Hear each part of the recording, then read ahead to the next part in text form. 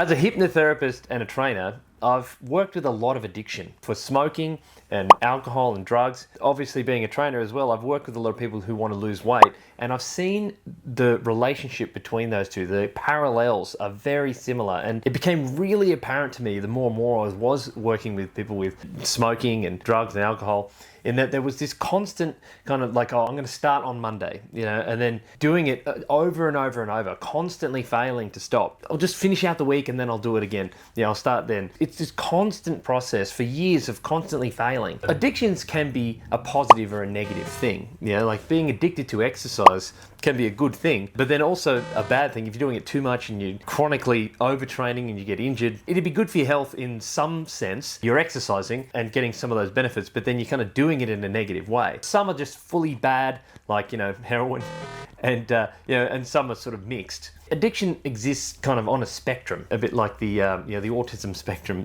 It manifests differently for different people. It can be a real advantage in some areas and a disadvantage in others. When it comes to food, it's a tricky one because you obviously still have to eat. You can't just stop it. You have to manage the addiction. You have to still be consuming food, but they're not too much. If you try and just fully cut out all the sort of indulgence foods, then you're kind of feeling deprived and you get a set of rules that you want to start rebelling against, and it's just a bad way to do it for your long-term engagement. Food is such a tricky one because of the fact that you don't get to just eliminate it. You don't need alcohol, you don't need heroin, you don't need any drugs or alcohol. It's something you can just sort of get away from and stay away from. And it's just really not doing any good for you at all. But the food, obviously, you're kind of always tickling those desires, always facing massive temptation. So that's why it's definitely the hardest one to manage. You might wonder if it really is an addiction or not, because it is such a broadly defined thing.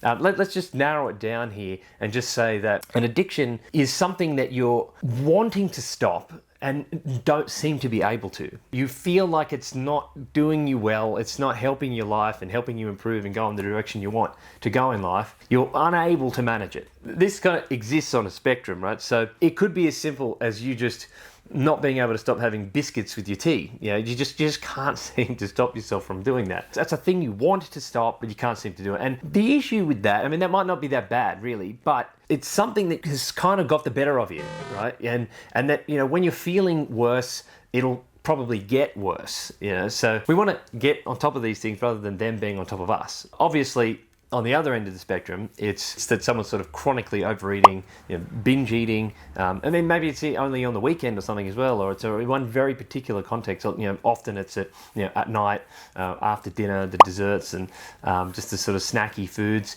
these sorts of things. That can be a real problem for just having your weight just creep up. Usually, intuitively, the thing that's doing the most damage. If you have a chocolate here and there, that's not going to be the thing that is, constantly creeping your way up.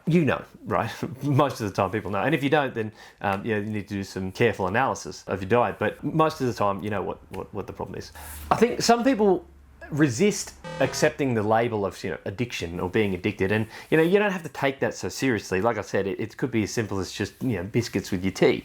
That's not a big serious thing, but it's a good way to think about it because it prevents you from creating these unrealistic expectations around disciplining yourself or controlling and manipulating the whole thing. That's just not realistic. It's something to be respected and to be managed and to be worked with. And that's what you do with addictions. Versus this sort of behaviour that needs to be controlled. Because let's just be honest, no one's controlling their behaviour. It's something that you have to work within yourself. Setting up rules and trying to control things, it's just an unsuccessful strategy. If you've seen in your own life and I'm sure in others, that telling someone or yourself, you can't do that, it puts up all this resistance and then you just want to rebel against it. Getting on top of addiction is a big topic. But I just want to highlight one particular thing today that I think is a really powerful idea. It's actually from the Alcoholics Anonymous.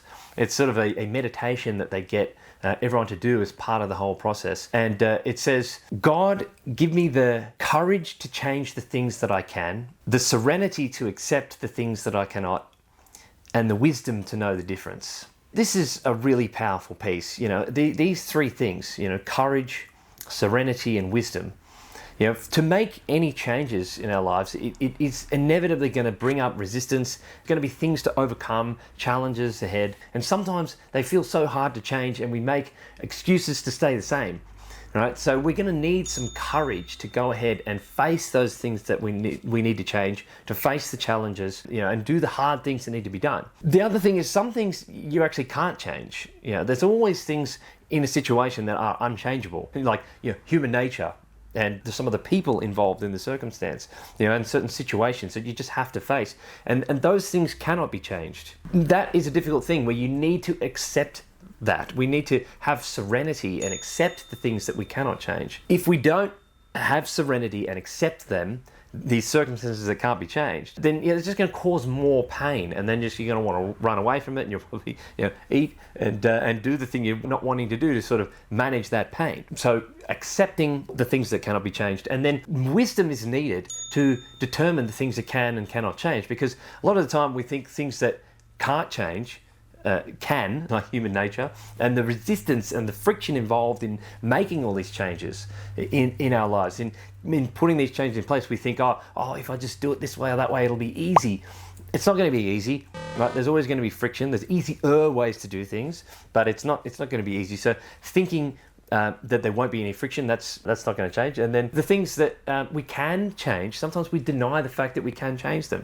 You know, sometimes you can change your environment. Sometimes you can eliminate someone from your life or this circumstance. Sometimes you can do things, but it would require courage. So being honest with ourselves, being honest with what can be changed and what cannot be changed. You'd need wisdom, and you'd need courage, and you'd need serenity to be able to make these changes in our lives. So this is a health and wellness philosophy that is very powerful in terms of helping you make the changes that you want to make in your life. Understanding these things, integrating these things into your deeper mind and your whole approach to what you do makes a big difference in you being able to stick with what you're trying to do.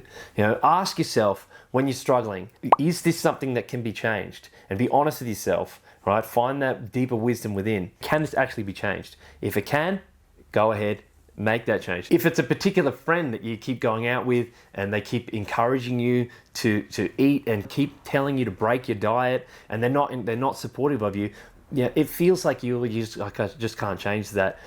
You know, that is something you can change. You may not want to, you may just need to have a talk to them. We don't know how much you might need to change it or want to change it. But, you know, these things can be changed by degrees as well. They have to be completely eliminated. I mean, the whole food project needs to be changed by degrees, not by elimination completely. The things that are going to help and hurt the process are also things that can change by degrees. You know, so that's another part of the wisdom, is to know, you know, how much do I change this? You know, say it's family events that you go to. You know, it's not like you're just not going to go to those events. You're not going to change your family. Never try and change someone else. But your attitude to that and how you show up in those environments, that's something that can be changed. You can't just pull yourself out of those environments altogether. Never go to another family dinner ever again. That's not going to happen, and that shouldn't happen, right? But yeah, and again, to what degree do you change these things? How are you going to approach it? That's for you to decide. But it's something that is accepted, the fact that it cannot be changed, and then apply courage, you know, to make those changes. So this is a powerful piece of health and wellness philosophy that just gets into your deeper mind, gets into your subconscious mind to help fuel powerful changes. It helps you in ways you don't even realize in a deep and powerful way.